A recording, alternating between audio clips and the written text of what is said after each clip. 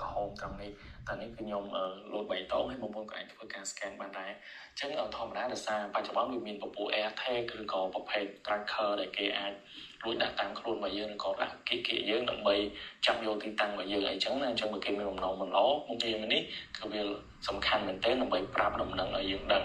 អ្នកដែលមាន smartphone គួរតែបើកមុខងារនេះទៅដែលវានឹងបង្ហាញនិងប្រាប់យើងថាបើមានគេម្នាក់ដែលគាត់ប្រើប្រាស់ AirTag ឬក៏ប្រភេទ tracker GPS ផ្សេងៗដើម្បីតាមដានទីតាំងរបស់យើងគឺវានឹងលោតប្រាប់បង្ហាញដំណឹងឲ្យយើងដឹងតែម្ដងដើម្បីបើកមុខងារនឹងបានយើងគ្រាន់តែចូលមកកាន់ setting ហើយបងប្អូនអាចធ្វើការអូសចុះក្រោមមកយើងចូលមកកាន់កន្លែង Google បន្តទៅបងប្អូនចូលមកកាន់ all services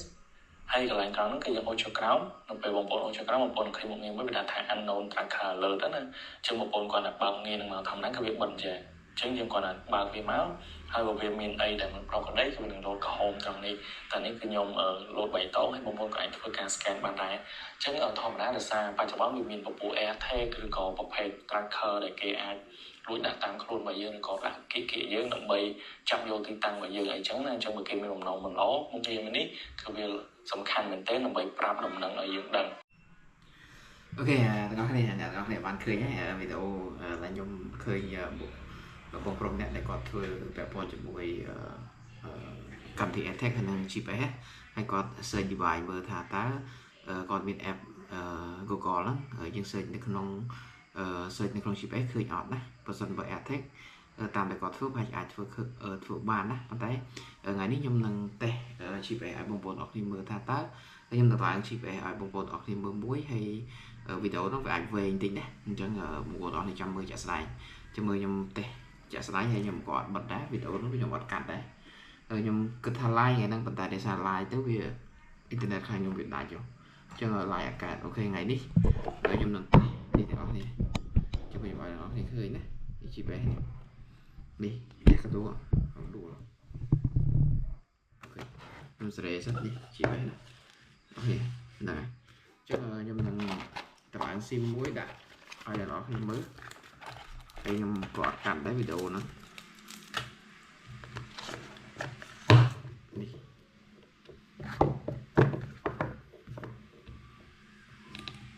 ហើយយើងយូរតិចថា live ហ្នឹងប៉ុន្តែ live អត់កើតដោយសារវាចឹងខ្ញុំតម្លើង GPS ឲ្យបងប្អូនអរគ្នាមើលយើងតេស្ដែង scan សាប់មើលណាតើវាឃើញអត់ចឹងអាហ្នឹងជា GPS ប្រភេទថ្មណាហើយខ្ញុំដាក់ SIM មួយសិនហើយខ្ញុំតម្លើង GPS ហ្នឹងមួយ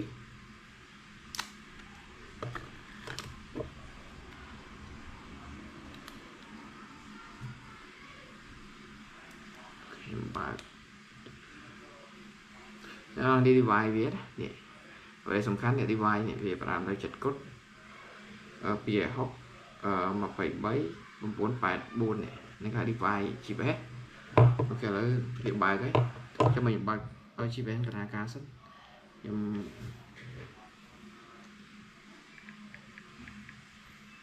Wi-Fi ខ្ញុំបើក Wi-Fi សិនវាដាក់ដាច់អ៊ីនធឺណិតសេះ hotspot សិន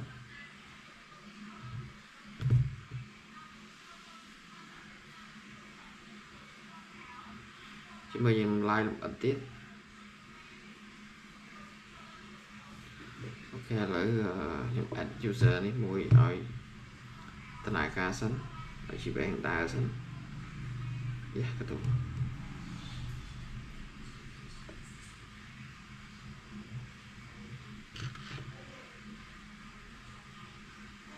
ញុំ add GPS នេះចូលក្នុង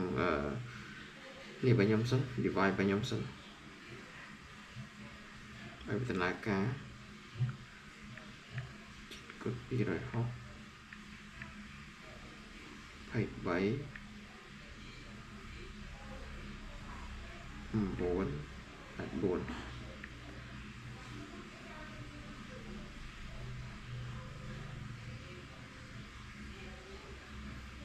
ចិត្តគុតសោះ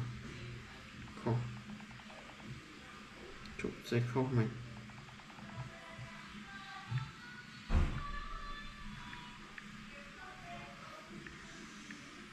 ចិត្តគុត260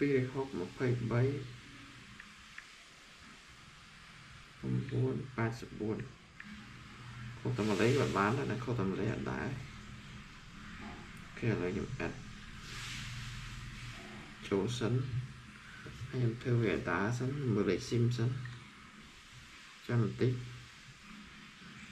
để sim khá smart vào chỗ áo ấy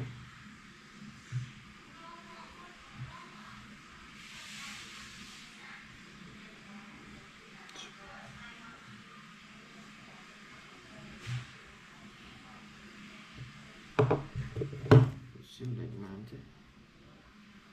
64 sai 7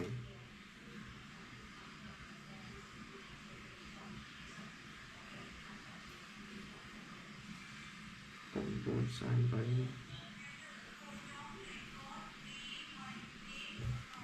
mơ đi xuống tôi sống lên mơ tới về RO lỡ khâu mấy về nhá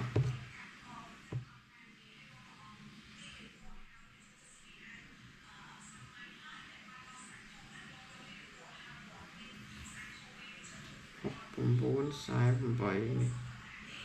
để tôi sắp xuống cao của mũi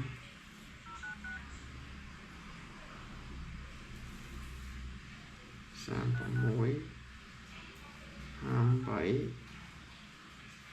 mũi chụp bị sàn của mũi 27 mũi chụp bị sàn của mũi 27 chụp cam tích ở nhằm activate vì ở đá sân ở chỉ về hàng đá sân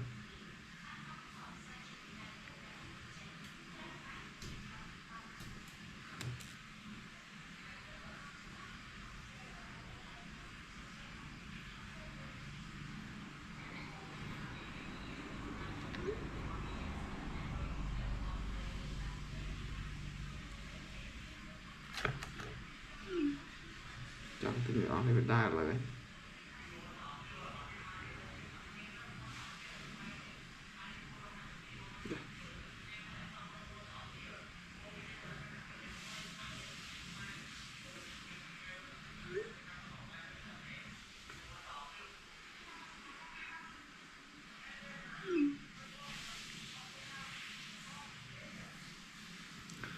ok này đó này là lấy nhầm mưa chỉ về sân ta bị ta tên ai cá hồi nữ đấy nó ép cái này về đá thì nó này chỉ về nắng này về tên ai cá đấy về bàn đá này hay giờ cho mới dừng scan tam video là dừng đã ở đây là nhóm chân mưa video còn đấy còn ai idol là nhóm mưa video còn không chắn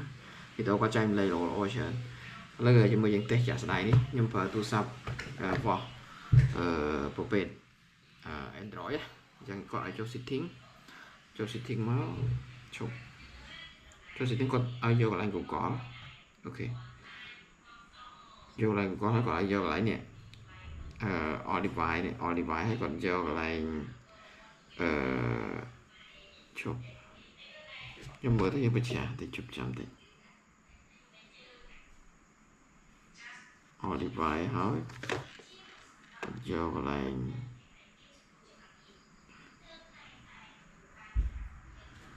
là để chụp không mới xong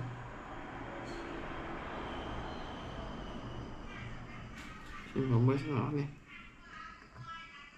không mệt khơi ôn thế này khơi cái đó thế này lại ăn nấu này nè gọi giờ lại ăn nấu này hay gọi lại scan lấy những bật lấy những bài cái bài có những scan những sạc scan mà tao chập chi bé hạt ba nó để nó nè biết mua tận ai cá nè lấy biết mua scan đấy mà nè đã no attack detect này chứ mình đây tha vào bộ chi bé ní ở với scan ở bàn này scan đầu khơi nhỉ app đây còn phải nhé chẳng phải chỉ attack scan bàn á tại bữa bộ ní xin scan ở bàn này chẳng video nó mới là phần năng thế này đó nhé hay về về tính phải chụp đòn tí tăng vít tè chả sai anh đó niềm mơ này dừng khơi